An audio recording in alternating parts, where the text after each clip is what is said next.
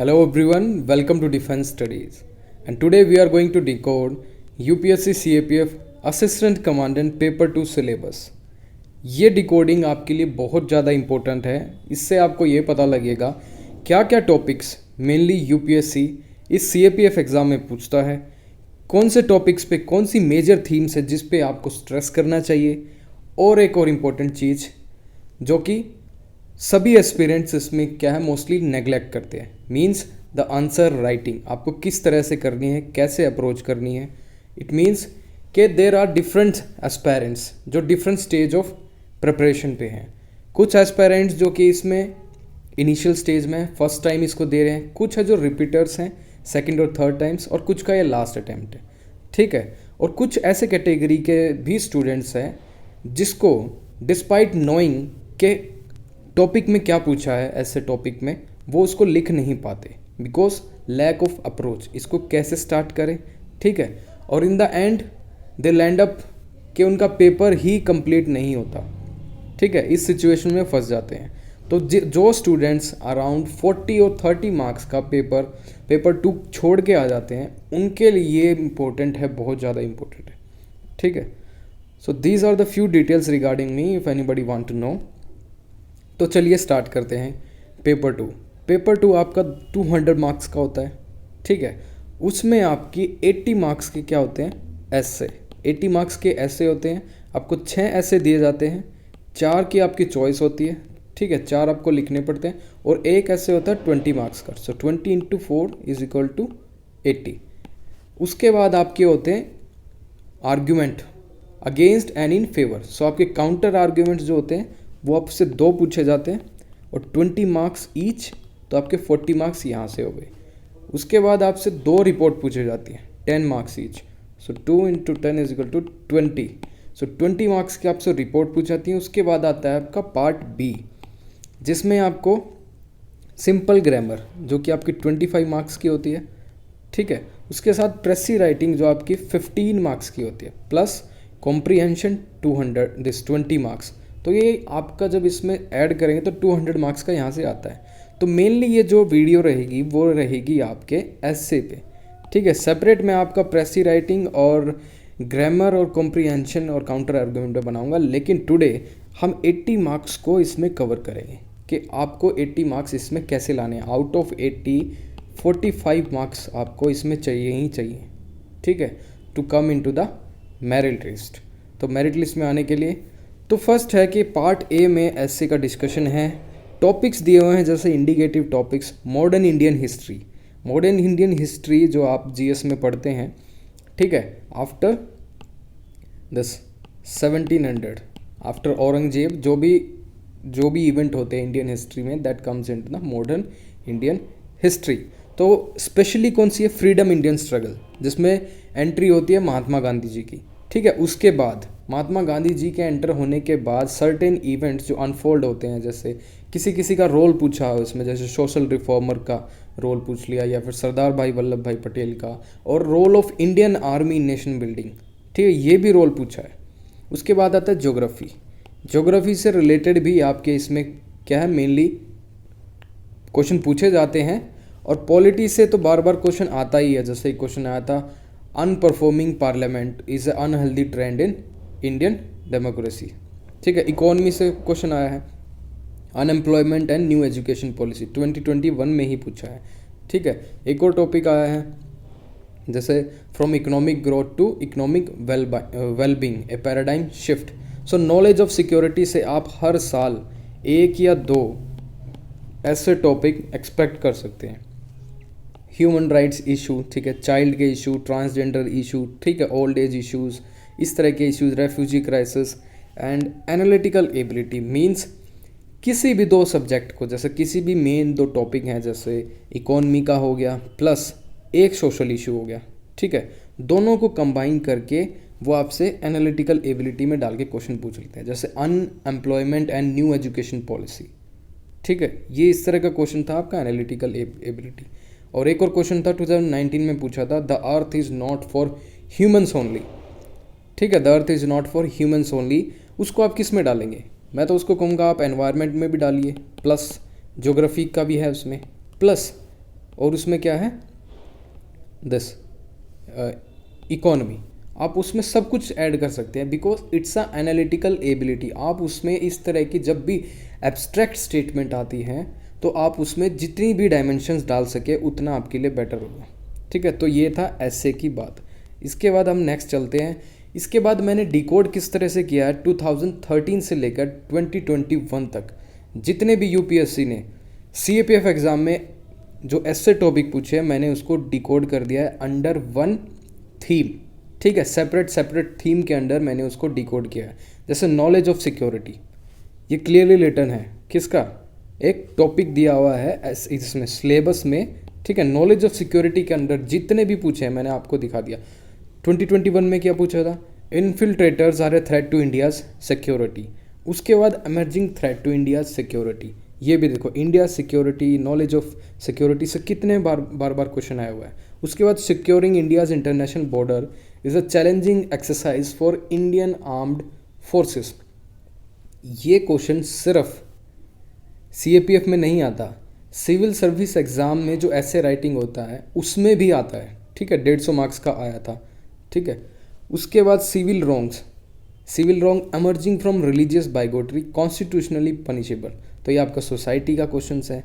और ये again the onus of maintaining healthy relation with Nepal, ये आपका इंटरनेशनल रिलेशंस का क्वेश्चन आता है जो मैंने किसके साथ, नॉलेज ऑफ सिक्योरिटी के साथ ही डाल दिया है। बिकॉज अगर नेपाल के साथ कुछ रिलेशनशिप चेंजेस होते हैं तो it has some repercussion on knowledge this security of India, because China भी वहाँ पे क्या है, हमारी एडवर्स कंट्री है nowadays.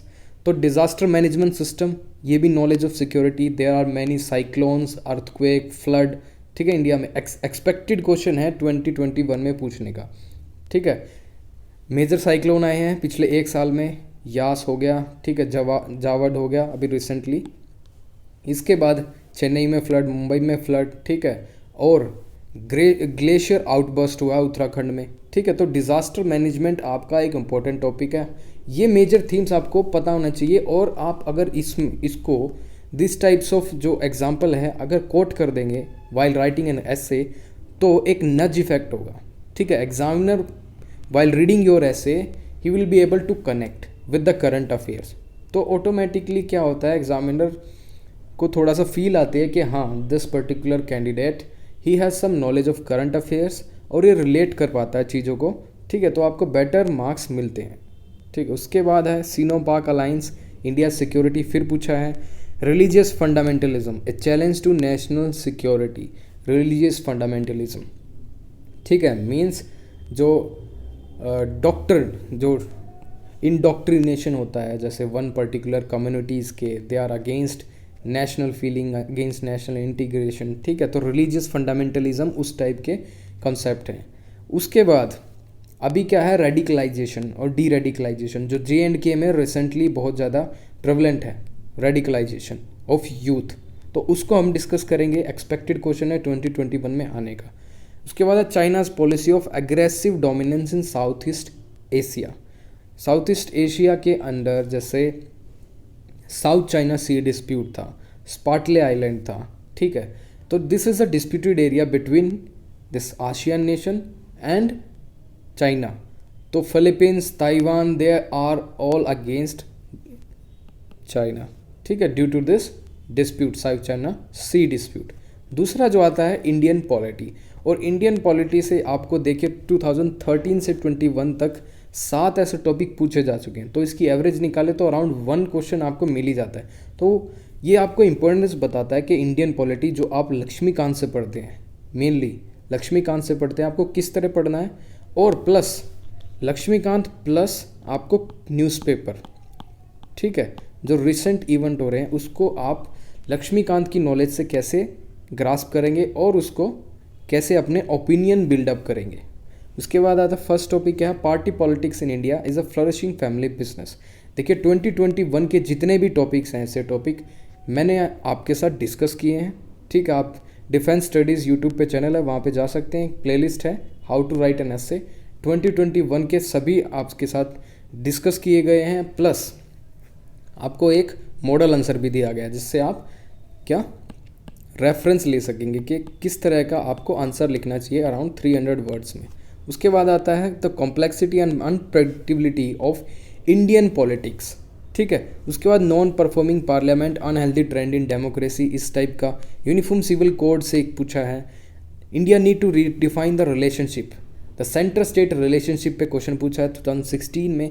Role of a governor, ठीक है, इन इंडियन पॉलिटी, क्या इससे आप एक्सपेक्ट नहीं कर सकते कि रोल ऑफ स्पीकर पूछ ले आपसे, ठीक है। रोल ऑफ स्पीकर भी तो डिस्प्यूटेड रहा है। उसके बाद आता है inter state water dispute in India. Economy plus geography से आप देखिए तो unemployment and new education policy, ये डिस्कस किया है मैंने। इसके बाद चाइनीज़ इकोनॉमिक पॉलिसी इन कंट्रीज बॉर्डरिंग इंडिया, 2021 में 2 टॉपिक आए हैं इकोनॉमी से, ठीक है। तो Chinese economic policy in bordering countries India, क्या हुआ था 2021 में मिनिस्ट्री ऑफ होम अफेयर्स ने क्या था, ड्यूरिंग कोविड डिस्ट्रेस के कारण मैनी ऑफ द स्टार्टअप्स और एमएसएमई क्या थे, बंद हो गए थे। तो गवर्नमेंट ने क्या किया, to prevent of their opportunities take over, कि इन स्टार्टअप्स का चाइना टेक ओवर ना कर ले, खरीद ना ले। तो क्या किया था, जितनी भी इंडिया की बॉर्डरिंग कंट्रीज़ हैं उनके साथ जो एफडीआई पॉलिसी थी वो ऑटोमेटिक रूट से बंद कर दी गई थी। मींस ऑटोमेटिक रूट में पहले क्या होता था, बॉर्डरिंग नेशन जो हैं डायरेक्टली एफडीआई डाल सकते थे without the approval of government of India.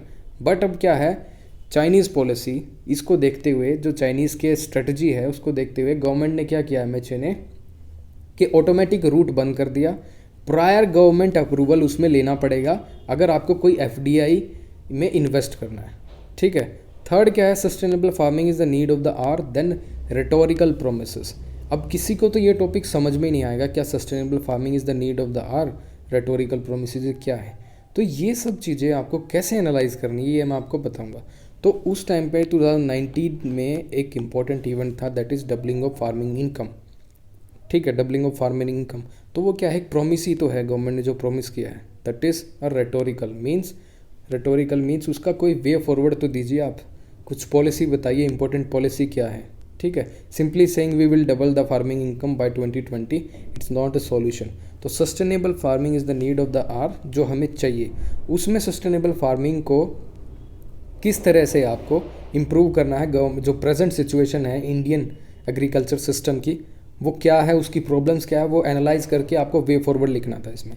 चौथा जो क्वेश्चन है, from economic growth to wellbeing a paradigm shift. देखिए ये भी इकोनॉमी का क्वेश्चन है। एग्रीकल्चर, ज्योग्राफी, इकोनॉमी मैंने तीनों कंबाइन किए हैं, ठीक है। इकोनॉमिक ग्रोथ टू वेलबींग, पहले क्या था, we mainly focus on GDP growth कितनी है, रिगार्डलेस ऑफ हमारा एजुकेशन पैरामीटर्स क्या है, लाइफ एक्सपेक्टेंसी क्या है, ठीक है। हम ये नहीं देख रहे हमारे हेल्थ जो सेक्टर है उसमें कितना इम्प्रूवमेंट है, माल न्यूट्रिशन जो हम देखें अगर इंडिया की पॉपुलेशन में, स्टंटिंग, ठीक है, वेस्टिंग, इस तरह की जो प्रॉब्लम्स हैं वो हम नेग्लेक्ट कर रहे हैं। बस हम किस पे फोकस कर रहे हैं, इकोनॉमिक ग्रोथ। तो इकोनॉमिक ग्रोथ से we have switched on to wellbeing after independence due to rising public opinion, और सिविल सोसाइटीज़ ने जब इस पे ध्यान दिया, और इंटरनेशनल जो इंस्टीट्यूशंस हैं जैसे WHO और भी जैसे WTO, उनकी मदद से एक पैराडाइम शिफ्ट हुआ।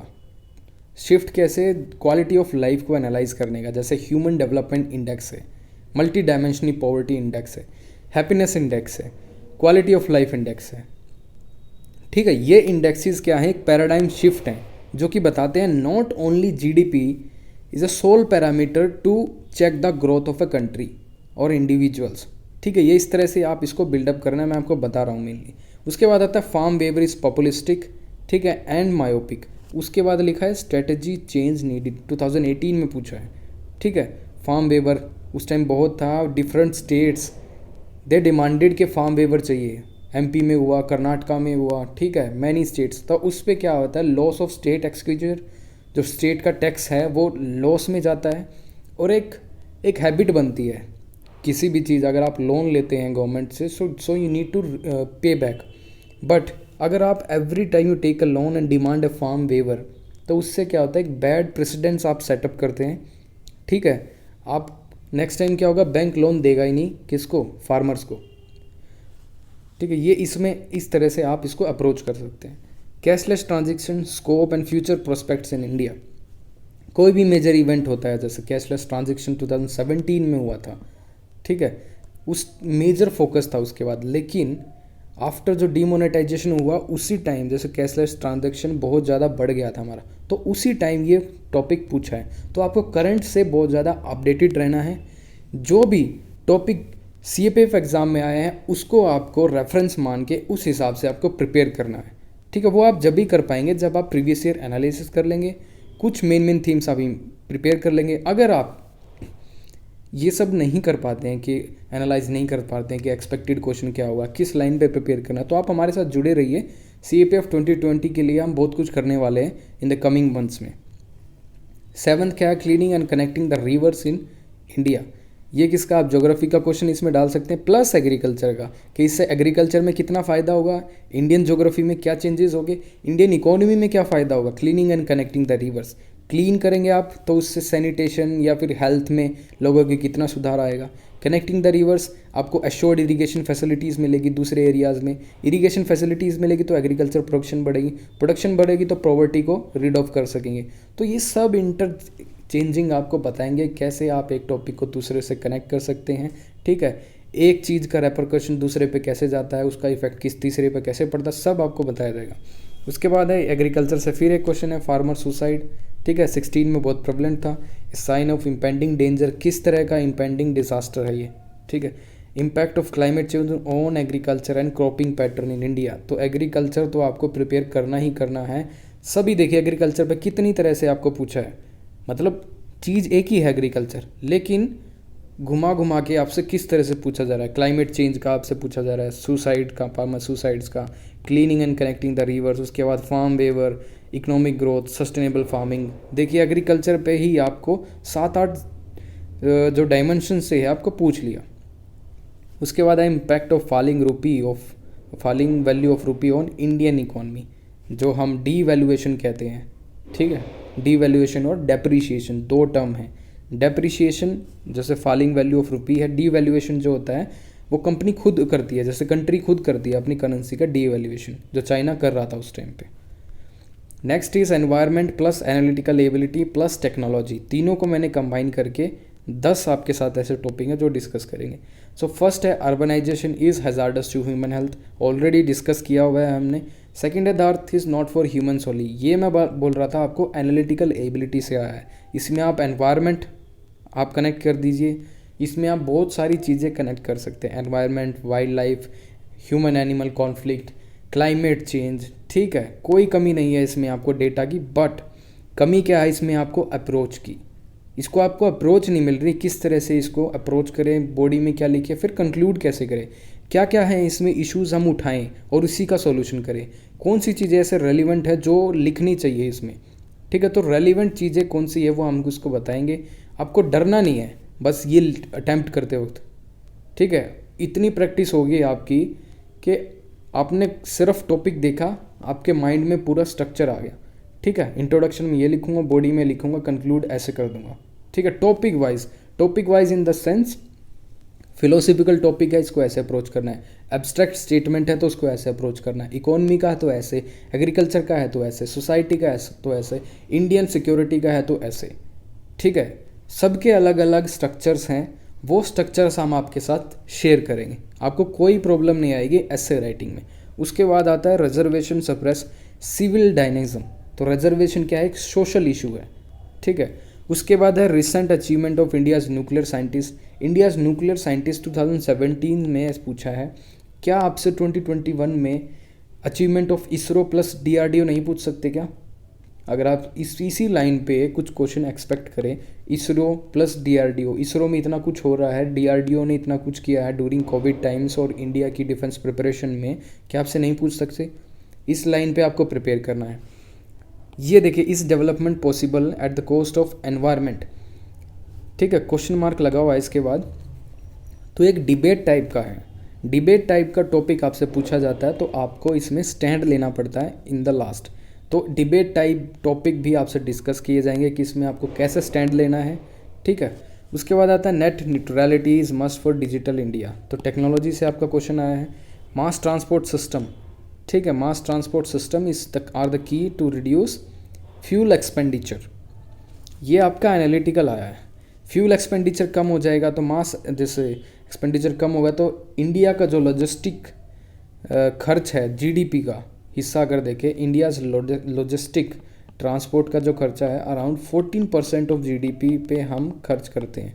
ठीक है, जो जीडीपी का 14% हम जो निकालते हैं वो ट्रांसपोर्ट भी खर्च हो जाता है, because multi modal transport system नहीं है। अगर रेलवे से कार्गो जाना है तो ठीक है, फर्स्ट उसको अनलोड करना पड़ेगा ट्रक्स में, फिर वो रेल में जाता है, फिर शिप में जाता है। ऐसा क्यों नहीं है डायरेक्टली हम वहाँ तक पोर्ट तक पहुँचा दे कार्गो सिस्टम?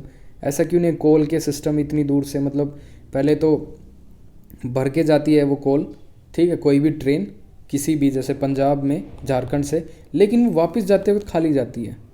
ठीक है, फ्यूल तो फिर भी लग रहा है ना।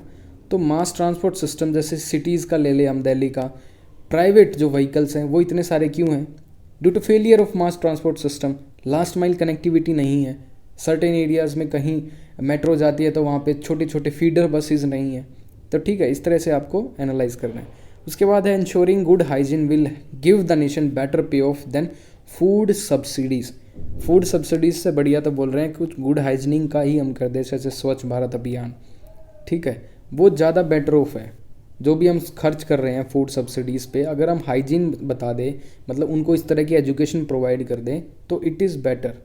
ठीक है, अगर जैसे अनहाइजीनिक सिचुएशन है, इमेजिन करिए किसी एरिया में, किसी स्लम में अनहाइजीनिक सिचुएशन है, ड्रिंकिंग वाटर फैसिलिटीज़ नहीं है, ठीक है, और वहाँ पे सॉलिड वेस्ट मैनेजमेंट सिस्टम नहीं है, तो उससे क्या होगा? There will be more number of cases of cholera, ठीक है, वाटर बॉर्न डिसीजेस, और ब्रीडिंग ग्राउंड होगा मॉस्किटोज़ का। अल्टीमेटली किस में है? जो हमारा नेशनल एसेट्स हैं, जैसे जो बच्चे हैं, ह्यूमन रिसोर्सेज है, उनकी हेल्थ पे इफ़ेक्ट करेगा। और जब वो बड़े होंगे, बड़े होने के बाद उनकी प्रोडक्टिविटी, ठीक है, उनकी कॉग्निटिव एबिलिटी, ठीक है, उनके सोचने का तरीका, तो वो हमारे रिसोर्स ना होके हमारे लिए क्या बर्डन बन जाएंगे। ठीक है, इस तरह से आप सोचिए, अपने दिमाग के मल्टी डायमेंशनल चीज़ें सोचिए। 10th है nexus between health practitioners and pharmaceutical companies a concern. 2013 में पूछा था, क्या दोबारा नहीं पूछ सकते आपको 2022 में? क्योंकि हमने देखा है ड्यूरिंग कोविड टाइम्स एक एक जो आपको प्रिकॉशंस, आपको जो हॉस्पिटल में ट्रीटमेंट मिलना था वो 1-1 लाख में मतलब पहुंच गया, जो 10,000 में आपका ट्रीटमेंट होना था। ठीक है, रेमडेसिविर जो आपकी जो कोविड को ट्रीट करती थी जो मेडिसिन, वो 50 हज़ार में आपके इंजेक्शन बिके हैं, जो 2500 रुपये का सिर्फ। ठीक है, तो ये क्या nexus between health practitioner and pharmaceutical companies. उसके बाद है Indian society, women plus social media. तीनों को कंबाइन करके मैंने 9 टॉपिक्स आपके साथ शेयर करे हैं। फर्स्ट क्या है? वर्क फ्रॉम होम बोन और Ben.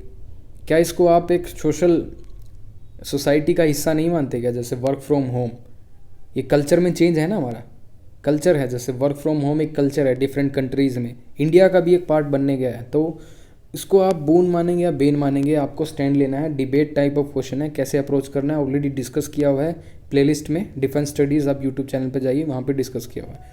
Second is crisis of credibility in Indian electronic media. ठीक है, मीडिया को हम बोलते हैं it's a fourth pillar of Indian democracy, किसी भी डेमोक्रेसी का फोर्थ पिलर है। तो मीडिया क्या रोल प्ले करती है, ठीक है, in the nation building. Media को कैसे ऑटोनोमस रहना चाहिए, मीडिया को कैसे बायस नहीं होना चाहिए, अनबायस्ड होना चाहिए, ओनली रेलिवेंट न्यूज़ दिखानी चाहिए, क्वालिटी डिस्कशन एंड डेलिब्रेशन किस तरह से करना चाहिए। तो ये क्या है? Crisis of credibility. किस तरह का क्राइसिस है मीडिया में? पेड न्यूज़, ठीक है, टीआरपी इशू, इस तरह के इशू आप इसमें हाईलाइट करने हैं। गवर्नमेंट क्या कर रही है उसमें, बाद में मीडिया एथिक्स रूल्स लेके आई है, जैसे और भी काफ़ी चीज़ें लेके आई है, डिस्कस करने वाले हैं हम रिसेंटली। थर्ड है पेरेंटिंग इन कॉम्पिटिटिव इंडियन सोसाइटी, से एक और आया है पेरेंटिंग के ऊपर कि पेरेंटिंग कॉम्पिटिटिव इंडियन सोसाइटी क्या है। कॉम्पिटिटिव इंडियन सोसाइटी जैसे इंडिविजुअल अब मोर एस्पिरेशनल हो गए हैं, ठीक है, फॉर देयर फ्यूचर्स, तो उसमें पेरेंटिंग किस तरह से काम आती है, ये भी एक चैलेंज है। क्राइम अगेंस्ट वुमेन बहुत इंपॉर्टेंट है, वीमेन से रिलेटेड जितने भी टॉपिक आपसे क्लियर करवाएंगे, जैसे वीमेन एम्पावरमेंट हो गया। और एक और टॉपिक पूछा था CSE एग्जाम में, इसमें सिविल सर्विस एग्जामिनेशन में, fulfilment of new women is a myth. ठीक है, तो इस तरह के क्वेश्चन भी आप एक्सपेक्ट करते हैं CAPF में आने के लिए। Next is the impact of social media on social relationship. Social media से दूसरा आया है ऑनलाइन गेमिंग, ये भी एक सोसाइटी का पार्ट है, एक कल्चर है जो ऑनलाइन गेमिंग इंडियन जो सोसाइटीज़ में क्या है पकड़ बना रहा है काफ़ी। रिजर्वेशन दोबारा पूछा है। The things that count as being civilise Indian society का है कि इंडियन सिविलाइजेशन क्या है, ठीक है, हाउ वी वर सिविलाइज, और कौन सी ऐसी जो मेन थिंग्स हैं जिसको हम बोलते हैं कि ये आदमी ये करने पर सिविलाइज कहलाता है, ठीक है। Urbanisation of India is nothing but blind westernisation, ये भी इंडियन सोसाइटी का एक क्या है एस्पेक्ट है कि we mainly focusing on urbanisation, ठीक है, और क्या है plus blind westernisation. Simply blind westernisation है कि अर्बनाइजेशन करने से we will solve all the problems. एक और टॉपिक तो आया था अभी recently, urbanisation is hazardous to human health. तो अनप्लान्ड अर्बनाइजेशन जो भी होता है, ठीक है, वो प्रॉब्लम ही क्रिएट करता है आपके लिए। जैसे अनप्लान्ड अर्बनाइजेशन हो गया, आपने हाउसिंग फैसिलिटीज़ नहीं दी, जो माइग्रेंट्स है वहाँ पे आने वाले हैं उनको मेडिकल फैसिलिटीज़ नहीं दी, वहाँ पे उनकी जॉब नहीं है, मतलब जॉब के अपॉर्चुनिटीज़ नहीं है, तो सिटी उसको एब्जॉर्ब कैसे करेगी जो माइग्रेशन हो रही है सिटी में। Next is human right issues plus social justice. First है ensuring social justice is a human right, 22 इसमें 20 में पूछा था। सेकंड है इकोनॉमिक ग्रोथ टू वेलबिंग, ये मैंने इस टॉपिक में भी डाल दिया और इकोनॉमी में भी डाला है मैंने।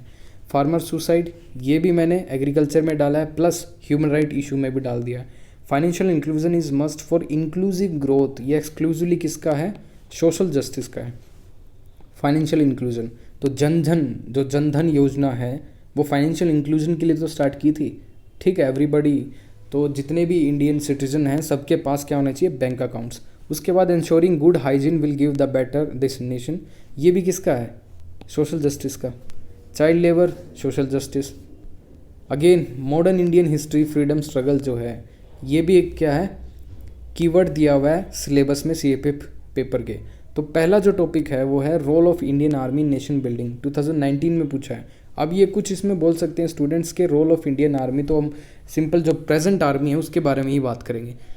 Why can't you talk about Indian national army जो सुभाष चंद्र बोस ने बनाई थी उस टाइम पे, क्या उन्होंने नेशनल बिल्डिंग में हेल्प नहीं करी थी?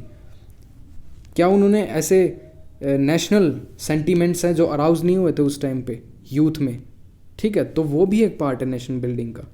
सरदार उसके प्लस जो नेशनल बिल्डिंग में Indian army, Indian national army plus the present army है इंडियन आर्मी, उसको भी हम डिस्कस करेंगे कि वो डिज़ास्टर मैनेजमेंट में कैसे हेल्प करते हैं इंडियन आर्मी, ठीक है। कश्मीर में फ्लड आ जाए या फिर चेन्नई फ्लड हो, केरला फ्लड हो, ठीक है, आर्मी जब भी काम करती है तो इट इज़, ठीक है, अनसेल्फलेस नेशन होता है उसका, उनका हमेशा मोटिव होता है सर्विस बिफोर सेल्फ।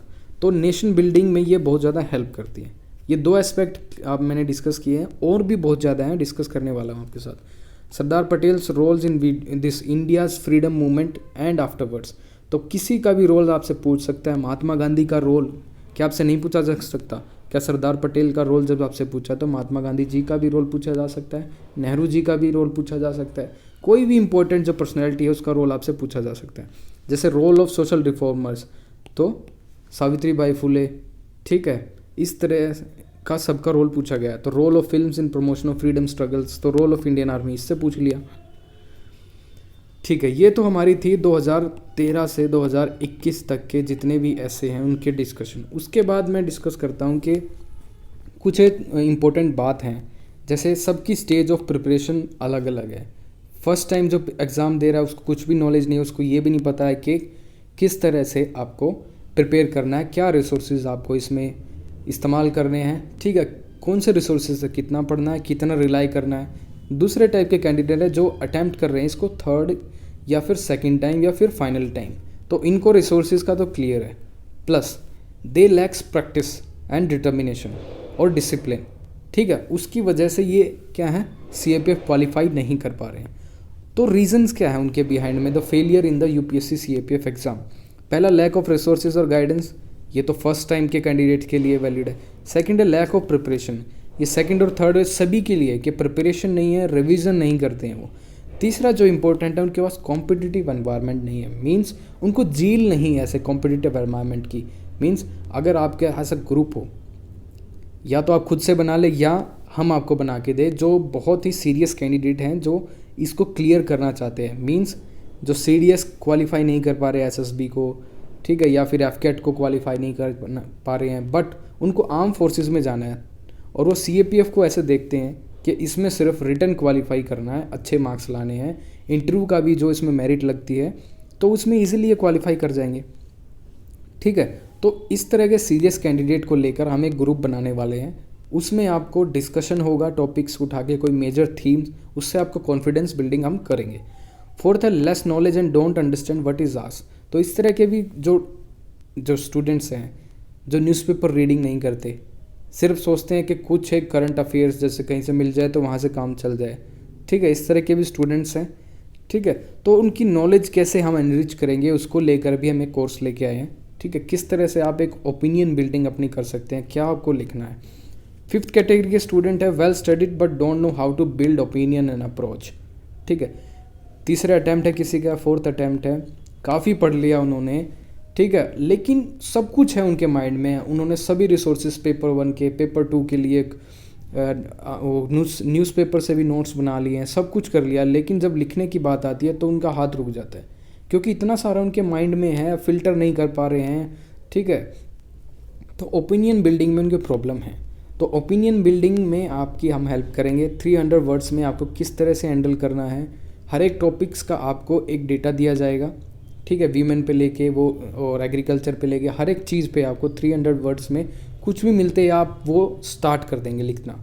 ठीक है, तो ये सब करने के बाद एक होता है despite knowing the question candidate could not complete.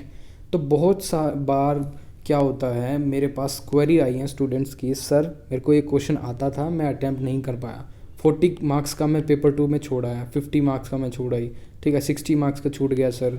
तो ये क्या है, डिस्पाइट नोइंग आपने तैयारी करी है, सब कुछ करा है, लेकिन आपने क्या है लिख नहीं पाए, पेपर 2 कंप्लीट नहीं कर पाए, तो आपके चांसेस क्या है बहुत डीम हो जाते हैं सिलेक्शंस के। तो इन सब चीज़ों को कैसे अवॉइड करना है, ठीक है, थ्रू प्रैक्टिस। उसके बाद है CFA पेपर 2 के लिए जैसे आपको आंसर राइटिंग सीखनी है। ठीक है, आंसर राइटिंग अगर आपको सीखनी है तो एक प्लेलिस्ट है, दिस इज ऐसे राइटिंग प्लेलिस्ट CFA पेपर 2। आप डिफेंस स्टडीज़ यूट्यूब चैनल पे जाइए, वहाँ पे आपको इससे प्लेलिस्ट मिल जाएगी। मैंने आपको अराउंड 10 to 12 एसेज आपके साथ डिस्कस किए हैं, प्लस में आपको मॉडल आंसर दिया गया है 300 वर्ड्स में, आप उसको रेफरेंस मांग के उस हिसाब से आप प्रैक्टिस कर सकते हैं। प्लस आपको इस PDF की, जैसे इस लेक्चर की PDF चाहिए तो आप टेलीग्राम चैनल पे जाके यहाँ से भी डाउनलोड कर सकते हैं। और CFA पेपर 2 के लिए जैसे गाइडेंस प्रोग्राम है हमारा, ठीक है, एक टेस्ट सीरीज़ प्रोग्राम है, plus video lecture plus test series, उसके बाद एक पर्सनल गाइडेंस है जो इंपॉर्टेंट है, जिसमें हम हर एक स्टेज पे जो स्टूडेंट है उसको गाइड करते हैं। फर्स्ट टाइम जो अपीयर हो रहा है उसको अलग गाइडेंस है, सेकंड जो अपीयर हो रहा है उसको अलग गाइडेंस है। ठीक है, और उसके बाद एक एडवांस स्टेज आती है, मीन्स उनकी ज़्यादा खिंचाई करते हैं हम लोग, उनको इस तरह के टॉपिक्स देते हैं जो अनप्रेडिक्टेबल है। ठीक है, उनकी राइटिंग स्किल एनहांस करते हैं हम। ठीक है, अनप्रेडिक्टेबल एक्सट्रैक्ट टॉपिक देके जब वो उन टॉपिक्स को प्रिपेयर करते हैं ना, तो फिर ये सिंपल टॉपिक्स उनको बहुत नॉर्मल लगने लग जाते हैं। ठीक है, वो एडवांस बच्चों के लिए। उसके बाद हम दिखाएं तो आपको कोर्स के ऑब्जेक्टिव क्या है, जैसे नेशनल सिक्योरिटी अंडरस्टैंड करना, आपको नक्सलिज्म, टेररिज्म, ये सब basics, religious fundamentalism, model answer आपको मिलेंगे, इंडियन सोसाइटीज़ में सब कुछ आपको, डेवलपमेंट, अर्बनाइजेशन जो एक टॉपिक था पूछा गया है, पॉपुलेशन रिलेटेड एक टॉपिक आपसे पूछा जा सकता है, यूपी की जो पॉपुलेशन पॉलिसी आई है, नॉर्थ ईस्ट की जो पॉपुलेशन पॉलिसी है, कुछ मेजर स्टेट्स की, कैसे आपको पॉपुलेशन हैंडल करनी है। उसके बाद ह्यूमन राइट इश्यूज सभी ये डिस्कस कर लिया, agriculture issue, international relation, this polity, सब आपसे डिस्कस कर लिया। So we wind up here, next time again हम आपको एसे डिस्कशन या फिर आपसे प्रेसी राइटिंग या फिर आर्ग्यूमेंट और रिपोर्ट राइटिंग पे एक नई वीडियो हम लेके आने वाले हैं recently. So goodbye and thank you.